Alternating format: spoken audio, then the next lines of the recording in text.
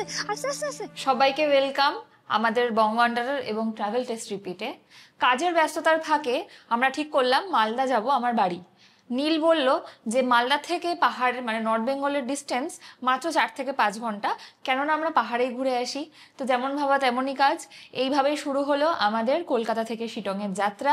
আর এই পর্বে আপনারা দেখতে পাবেন আমরা কিভাবে কলকাতা থেকে পাহাড়ের ছোট্ট একটা গ্রাম শিটংয়ে গিয়ে পৌঁছালাম।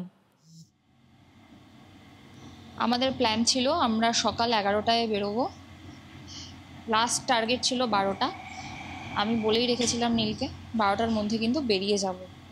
তো যেটা সবসময়ই হয় আমাদের সাথে, তাড়াহুড়ো করে তাড়াতাড়ি করে আমাদের বেরোনো হয় না। আর তার মধ্যে সবচেয়ে বড় ব্যাপার, কালকে রাতে 1টা 2টো অবধি আমাদের শ্যুট হয়েছে, প্রচুর কাজ ছিল, সেগুলো মিটিয়ে তারপর আর এনার্জি ছিল না যে প্যাকিংগুলো করি। তো প্যাকিংটা সকালেই আমরা করেছি, তার জন্য এতটা লেট। তো আমরা ওটাই গল্প করছিলাম যে যদি 11টায় বেরোতাম তাহলে এখন বিকেল 5টা বাজে, তো আমরা এই সময় মোটামুটি মালদা পৌঁছে যেতাম। আর 5টার সময় বেরোচ্ছি, তাহলে রাত্রি 11টায় পৌঁছবো। তো জিনিসটা পুরো উল্টো হয়ে গেল।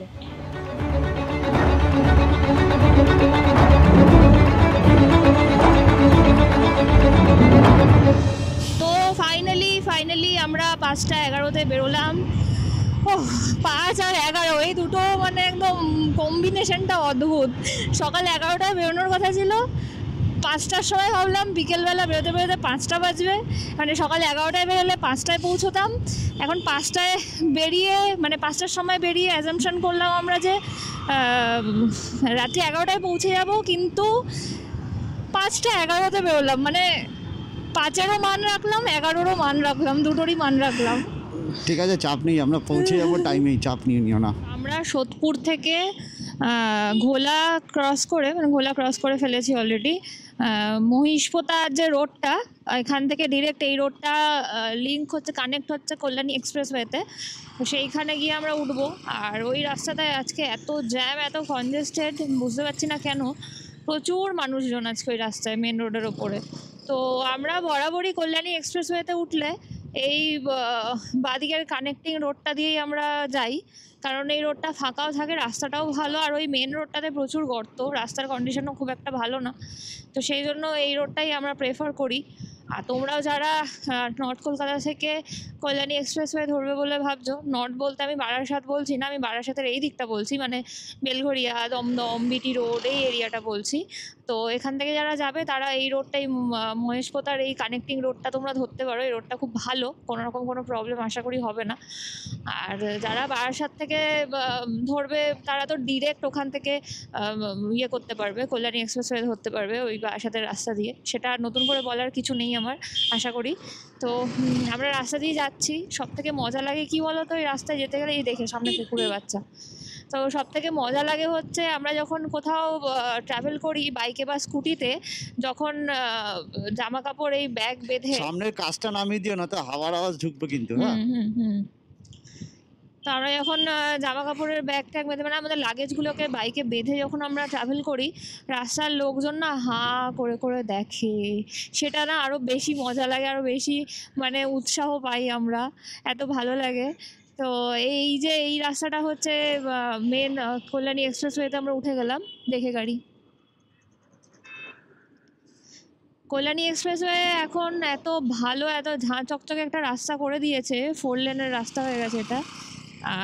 আগে মালদা যেতে আমাদের সময় লাগতো 8 ঘন্টা, কোনো কোনো সময় 10 ঘন্টাও লেগে যেত। আমাদেরকে দিল্লি রোড হয়ে, ওল্ড দিল্লি রোড হয়ে, তারপর ওই কী বলে ওই রাস্তাটার নাম বলো না, আমার মনে করতে পারছি না। আমরা যেটা দিয়ে আগে যেতাম, সিউড়ি হয়ে, তারপর কোথা দিয়ে যেতাম না, মোরগ্রাম। শুনতে পাচ্ছ তুমি? এই চলো আমরা উঠে গেলাম এবার কল্যাণী এক্সপ্রেসওয়েতে। মোরগ্রাম হয়ে আমরা যেতাম। যাই হোক, এবার তখন সময় অনেকটা বেশি লাগতো। আর তখন NH-34-এর অবস্থা খুব খারাপ ছিল, মানে কান্না পেয়ে যেত। মালদা থেকে কলকাতা ট্রাভেল করবো, তাও আবার বাই রোড, সে স্কুটি হোক, বাইক হোক আর গাড়ি হোক, মানে খুবই কান্না পেয়ে যেত, এত সময় লাগতো। আমরা কল্যাণী এক্সপ্রেসে দিয়ে ওঠার পর বাদিকটাতে কি সুন্দর সানসেট হওয়ার আগের ভিউ দেখতে পাচ্ছি আমরা বাদিকে। সুন্দর লাগছে দেখতে।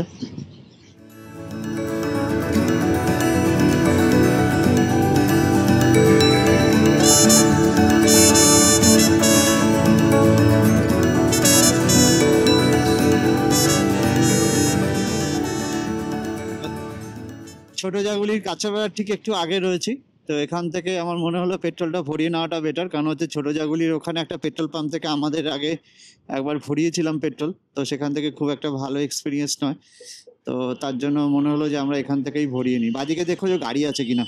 আছে গাড়ি, চলো। ফুল করতে বলবে কিন্তু দেখে শুনে যেন ফুল করে, বুঝেছো? ফাঁকা রাখবে ওপরে, তুমি ওকে বলে দিও যে পুরোটা ভরতে না, এখন 1-2 ইঞ্চি যেন ফাঁকা থাকে। বলে দেবো।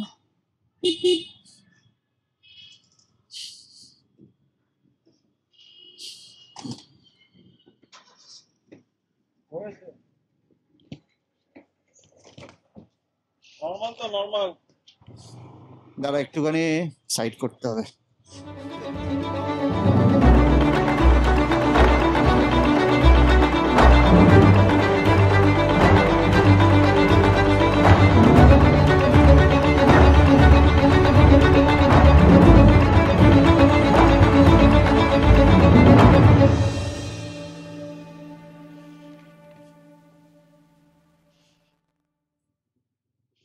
চলো, আর তো আমাদের চিন্তা নেই।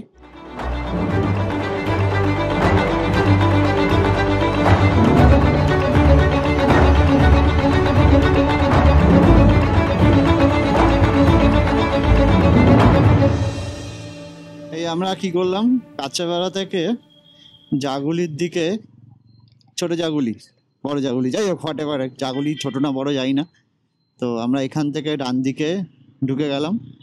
এইটুকু রাস্তা NH34 ওঠার আগে পর্যন্ত এই রাস্তাটুকু খুব একটা ভালো না, কাইন্ড অফ সিঙ্গেল লেন রাস্তা।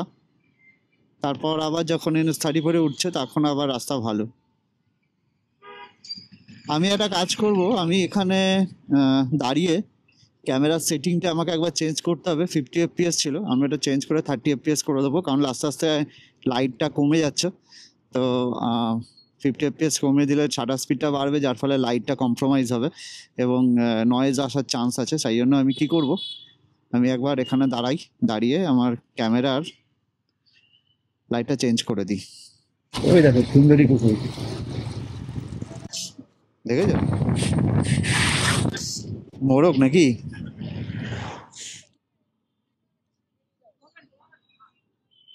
আমরা চলে আসলাম জাগুলি মোড়। এখান থেকে আমরা ন্যাশনাল হাইওয়েতে উঠে যাব শিলিগুড়ির উদ্দেশ্যে। ছোটো জাগুলির যেই কানেক্টারটা, মানে ছোটো জাগুলির থেকে যে NH34 বা ন্যাশনাল হাইওয়েতে ওঠার যে কানেক্টারটা, সেই কানেক্টারটার তলায় এত বাজে রাস্তা। তো এইটুকু রাস্তা তোমাদেরকে ন্যাশনাল হাইওয়েতে ওঠার আগে, যদি আমাদের ভালো ওয়েদার ছিল, বৃষ্টি বাদলা ছিল না, কিন্তু পরে যারা বর্ষাকালে এই রাস্তা দিয়ে গেছে তাদের যে অবস্থা কী হয়েছে, বা বৃষ্টি যখন হয়েছে তাদের যে অবস্থা কী হয়েছে সেটা তো বুঝতেই পারছো। তো এই কানেক্টারে এই জায়গাটা সবাইকে একটু সাবধানে বেরোতে হবে।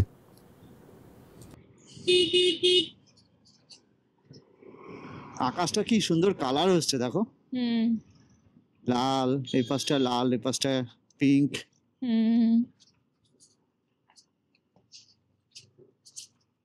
আবারে এই রাস্তাটার কি অবস্থা রে? একটু লাদাখ ফিল দিয়ে দিল রাস্তাটা। সবসময় ভালো রাস্তায় চালাবে তা কি করে হয়, একটু খারাপ রাস্তাতে চালাও, ব্যাপারটা এরকম। ওই জায়গাটা আকাশটা হঠাৎ করে লাল হয়ে আছে, উইদাউট এনি রিজন লাল হয়ে গেল ফাট করে। আমরা এই আমাদের ডান দিকে ন্যাশনাল হাইওয়ে, আমরা এবার ন্যাশনাল হাইওয়েতে উঠে যাব। যদি পূজা বলে যে শঙ্কর মিষ্টান্ন ভান্ডারে দাঁড়াবো, যদি বলে না দাঁড়াতে হবেই, জল খাবো। আচ্ছা, আকাশের কি সুন্দর কালার দিচ্ছে এদিকটাতে, আর এই পাশটাতে লাল, বিভিন্ন রকমের কালার হয়ে আছে আকাশে, আগুনের মতন কালার। হ্যাঁ, এই পাশটা আস্তে আস্তে লাল থেকে কমলা হয়ে পিঙ্কের দিকে যাচ্ছে, আর এদিকটা তো দারুণ দারুণ, ওই দিকটা তো পুরো আকাশটাই দারুণ দিচ্ছে কালার।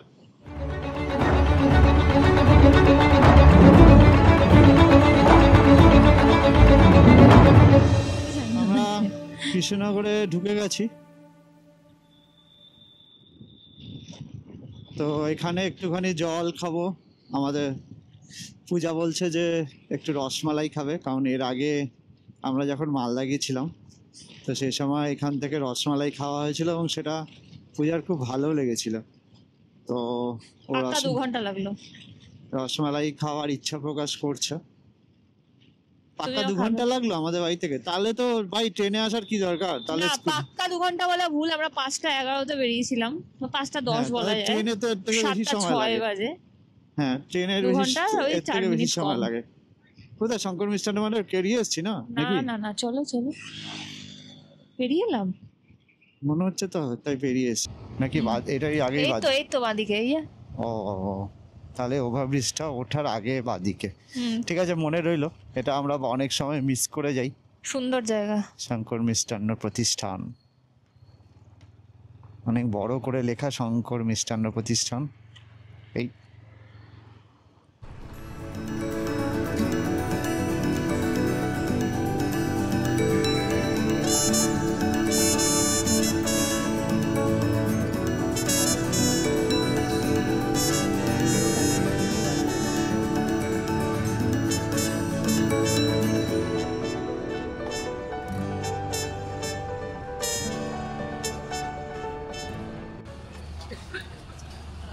গরম গরম রসমালাই, একদম গরম আছে, আর গরম গরম সিঙ্গারা। খিদে পাচ্ছিল, আপাতত এটা একটু খাই। তুমি একটু খাবে? আমি খেয়ে দেখি কেমন। রেনকোট বার করতে হবে। হেভি হেভি হেভি, দারুণ।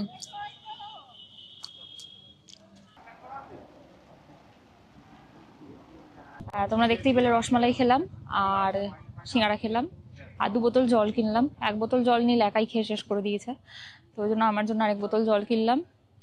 ওয়াশরুম গিয়েছিলাম, বেশ পরিষ্কার ঝাঁ চকচকে ওয়াশরুম। জায়গাটা তোমরা দেখে নাও। এটা কলকাতা থেকে মালদা যাওয়ার পথে বা শিলিগুড়ি যাওয়ার পথে এটা পড়বে, বাঁদিকেই পড়বে। তো তোমাদেরকে রাস্তা ওই পারে যেতে হবে না বা ইউটার্ন করে আসারও ব্যাপার নেই।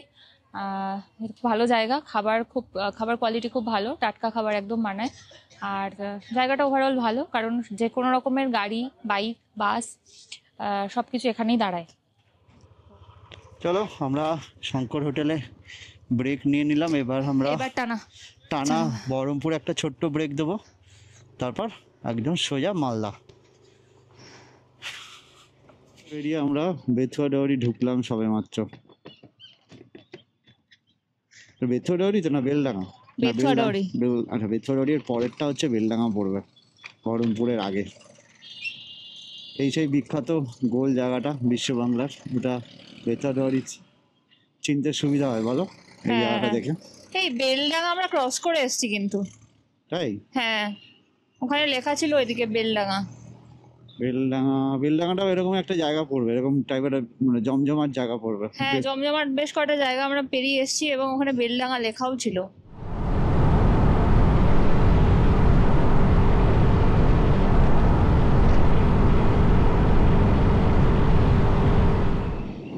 বহরমপুর ঢুকছি, বহরমপুর টোল প্লাজার সামনেই, আর 500 মিটারের ভেতরেই। 500 মিটার বলা ভুল, 300 মিটারের মধ্যেই বহরমপুর টোল প্লাজা। এটা আমাদের 3 নম্বর টোল না?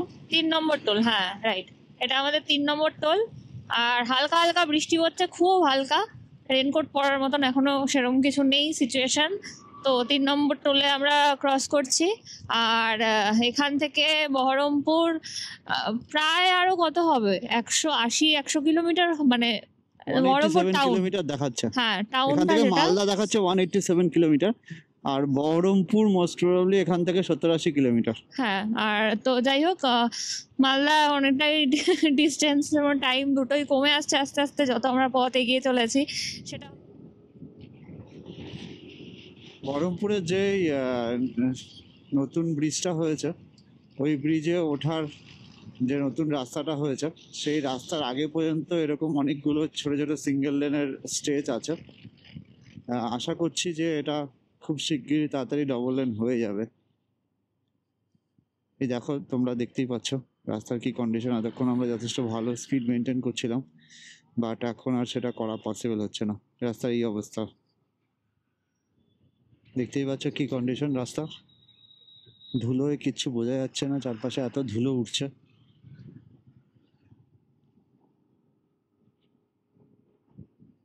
আমরা আজকে ভেবেছিলাম হয়তো পুরোটা চলে যাব শিলিগুড়ি পর্যন্ত, তো আজকে আমরা রাত্রে মালদাতেই স্টে করছি। তো কালকে আমরা আবার রওনা দেব। রিস্ক নিয়ে লাভ নেই, হাতে সময় আছে, আমরা ধীরে সুস্থেই যাব, কোনো অসুবিধা নেই।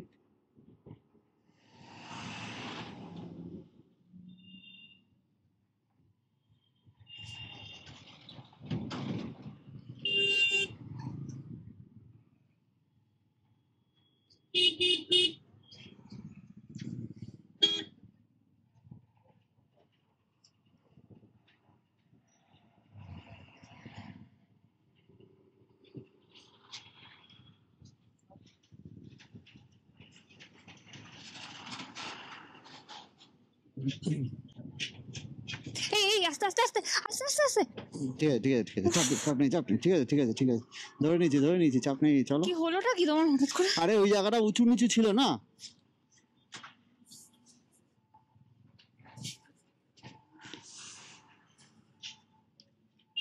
উঁচু নিচু হয়ে তো চাকাটা আটকে গিয়েছিল, একটা সাইডে উঁচু ছিল একটা সাইডে নিচু ছিল, নিচু করে যখন যাচ্ছি বাঁদিকে জায়গাটা চাকাটা আটকে গেছে। আচ্ছা দেখো, বাঁদিকের রাস্তাটা হচ্ছে বহরমপুরের পুরনো রাস্তা, যেটা দিয়ে সোজা চলে যায় বহরমপুর টাউনের যেটা ভেতর দিয়ে দিয়ে, আমরা আগে যাতায়াত আগে যাতায়াত করতাম। করতাম। আর এই ডান দিক দিয়ে এটা হচ্ছে নতুন রাস্তা, যেটা হচ্ছে নতুন ভাগীরথীর ওপরে যে ব্রিজটা হয়েছে সেই ব্রিজ দিয়ে সোজা বেরিয়ে যায়, যার ফলে জ্যামটা অনেকটাই বাইপাস করে দেওয়া যায়। তো রাস্তাটা খুব অতীব সুন্দর। আমি 360 ডিগ্রি ক্যামেরা আর নর্মাল ক্যামেরা দুটোই চালিয়ে দিয়েছিলাম। দিনের বেলা আসতে পারলে খুবই ভালো হতো, তাহলে কিছু ফটো ভিডিও তুলতে পারতাম। আমরা চেষ্টা করবো আসার দিনকে দিনে দিনে এখান দিয়ে আসতে, তাহলে ফটো ভিডিও তুলবো ফেরার সময়। তো যাই হোক, আমরা বাইপাস দিয়ে যাচ্ছি, রাস্তাটা খুবই সুন্দর, ব্রিজে উঠবো এবার আমরা।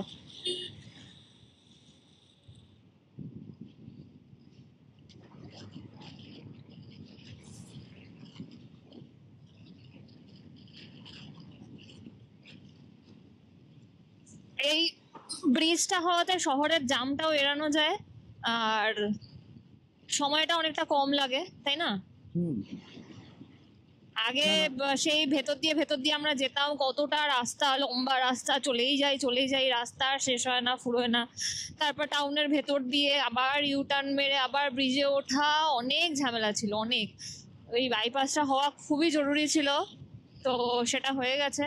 আর এখান দিয়েই এখন সমস্ত দূরপাল্লার গাড়ি যাতায়াত করে। আর ব্রিজটা সিনিক ভিউও সুন্দর, বেশ হুম। ভাগীরথীর ওপর দিয়ে গেছে।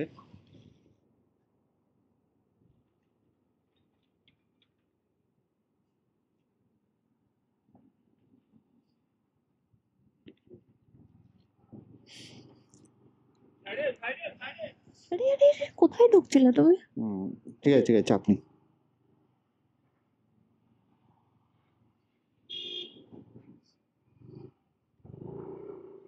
মন কোন দিকে ছিল? না না, ক্যামেরাটা অন করছিলাম। এটা আমাদের মনে হয় 4 নম্বর টোল হলো, 4 নম্বর টোল এটা আমাদের।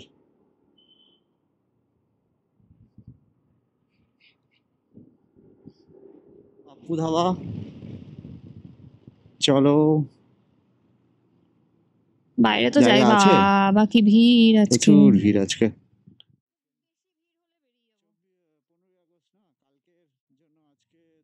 বেশি হবেই, মারাত্মক ভিড়। একটু বেশি ভিড় লাগছে দেখতে। কি করবা? বাইরে জায়গা লাইন আছে তো। কি? হ্যাঁ লাইন আছে, এই কেস কেজে লাইন আছে। হ্যাঁ, দেখছো না এতগুলো লোক দাঁড়িয়ে। পাপু ধাবাতে তো বিশাল ভিড়, আমরা কি করব সেটাই ভাবছি। জায়গা হবে না? আচ্ছা না, সে ঠিক আছে, রাখছি। জায়গা হবে না আজকে নাকি? লাইন আছে? তুমি একটা কাজ করো, ওই ভেতরে ঢুকে খেতে সময় লেগে যাবে, তুমি কি প্যাক করে নিয়ে আসবে? বাইরে দাঁড়িয়ে খেয়ে নেবো তাহলে, সেটা কি পসিবল হবে? এখানেই দাঁড় করাচ্ছি গাড়ি, তাহলে তুমি তাহলে নিয়ে এসো রুটি আর তড়কা, আমরা এখানে দাঁড় করিয়ে খেয়ে নিই, কারণ ভেতরে এত কিছু খোলা বন্ধ করা চাপের ব্যাপার। সে আমি নিয়ে চলে আসবো এবার। হুম, রাখবো। তাহলে একটা কাজ করো, আমি এখানেই দাঁড় করাচ্ছি, তুমি এখানেই নিয়ে আসো, ঠিক আছে? ঠিক আছে। ঠিক আছে।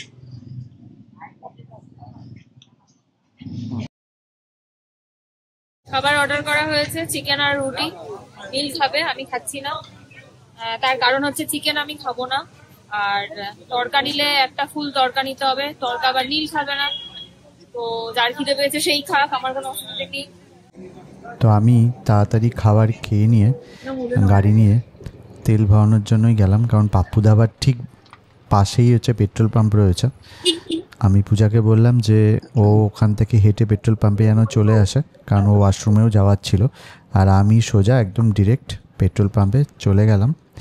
আমি যেমন নিজেদের পেট ভরালাম, আমাদের বাহন আমাদের তাদেরকেও তো মানে তাকেও তো পেট ভরাতে হবে, সেই উদ্দেশ্যে।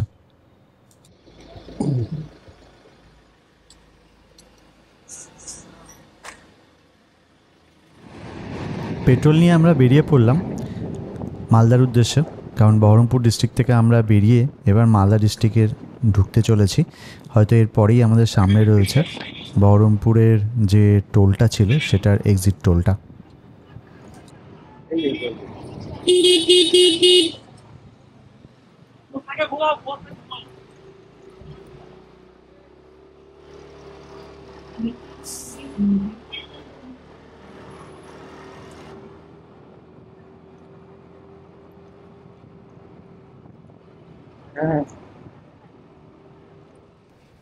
আমরা এবার মালদাতে ঢুকে গেছি, বাট যেটা দেখা সেটা হচ্ছে ফারাক্কার আগে কিছু কিছু রাস্তার স্ট্রেচ এতটাই খারাপ এবং রাস্তার মাঝখানে গৃহপালিত পশুগুলো বসে আছে রাত্রিবেলা।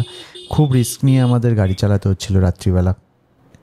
নাও এবার আমরা মালদায় ঢুকতে চলেছি। মালদা ঢোকার আগে যে বিখ্যাত ফারাক্কা পড়ে, সেই ফারাক্কার ব্যারেজের উপর দিয়ে যে রাস্তা, সেই রাস্তায় উঠতে চলেছি। যথারীতিভাবে এই রাস্তাতে মানে বছরের সব সময়ই মানে যে কোনো সময়তে গেলেই জ্যাম পাবে, আর রাত্রিবেলা গেলে হয়তো একটু বেশি জ্যাম পাওয়া যায়। কারণ হচ্ছে যে নর্থ বেঙ্গলের দিকে যত ট্রান্সপোর্ট যায়, যত জিনিসপত্র থেকে শুরু করে যা যায় সব তো এই একটাই রাস্তা নর্থ বেঙ্গলের সাথে কানেক্ট করার, মানে ওয়েস্ট বেঙ্গলের বলবো মেইনলি। তো সেই রাস্তায় রাত্রিবেলা জ্যামটা একটু বেশি হয়। আর তোমরা দেখতে পাচ্ছ লরির বিশাল বড়, লরি আর ট্রাকের বিশাল বড় জ্যাম ছিল। আমরা এই রাস্তা কভার মানে জাস্ট এই ব্রিজটা ক্রস করতে আমাদের অবস্থা খারাপ হয়ে গেছিলো। একে তো বড় বড় লরি, দেখো কত কত চাকার লরি সামনে, আমার সামনে এটা মনে হয় 22 চাকার লরি ছিল সামনে। তো এরকম পরপর পরপর ফারাক্কা ব্রিজের ওপর দিয়ে ভর্তি লরি। যতটা পেরেছি চেষ্টা করেছি লরির ভাগ দিয়ে আস্তে আস্তে নিজেদেরকে বার করে কাটিয়ে কাটিয়ে এগিয়ে নিয়ে যাওয়ার, কিন্তু সেটা তো খুব তাড়াতাড়ি যাওয়া পসিবল নয়। এমনিতেই রাস্তা দেখতে পাচ্ছ বেশি চওড়াও নয়, আর এর মাঝখানেই কিছু কিছু গর্ত আছে, সেই গর্তগুলো দেখে আমাদের যেতে হচ্ছিলো। এর মধ্যে দেখতে দেখতে বাদিক দিয়ে দেখো ট্রেন চলে এসছে, বাদিক দিয়ে ট্রেন যাচ্ছে, ডান দিক দিয়ে লরি যাচ্ছে, আর আমরা ঠিক মাঝখান দিয়ে আমাদের স্কুটি নিয়ে চলেছি। মানে দেখতে হয়তো যতটা ভালো লাগছে সেটা কিন্তু বাস্তবে ব্যাপারটা কিন্তু নয়। বাস্তবে যারা রাত্রিবেলা এখান দিয়ে এরকমভাবে ক্রস করে তারাই বুঝতে পারবে যে এর যন্ত্রণা বলো, সমস্যা বলো, প্রবলেম বলো, যেটাই বলো না কেন সেটা। তো আমরা ফারাক্কার প্রায় মানে শেষ হয়েই এসেছিলো ফারাক্কা ব্যারেজ। তো আমরা ফারাক্কা ব্যারেজ শেষ করে মালদায় ঢুকতে চলেছি। তো রাস্তার যা অবস্থা আর যেরকম কনজেস্টেড হয়েছিল, তো সত্যি এই জায়গাটা এই রাত্রিবেলাতে যারা যারা ক্রস করবে তারা খুব সাবধানে পার হয়েও, কারণ রাস্তার মাঝখানে অনেক বড় বড় গর্ত আছে, আর রাত্রিবেলায় এত বড় বড় ট্রাকগুলো রয়েছে, তার মাঝখান দিয়ে যারা টু হুইলারে যাবে তাদের অতিরিক্ত সাবধানতা অবলম্বন করাটাই উচিত এবং বুদ্ধিমানের কাজ। তো যাই হোক, আমরা ফারাক্কা ব্যারেজ ক্রস করে মালদায় ঢুকছি। মালদায় ঢোকার পথেই আমাদের যেটা পড়বে মালদার টোল, সেটা আমাদের আর কিছুটা দূরেই। সেই মালদা টোলে আমরা ঢুকবো কিছুক্ষণের ভেতরেই। দেখতে দেখতে আমরা মালদা ঢোকার আগেই যে মালদা টোল প্লাজা রয়েছে সেটা চলে এসেছি, সেটা ক্রস করছি।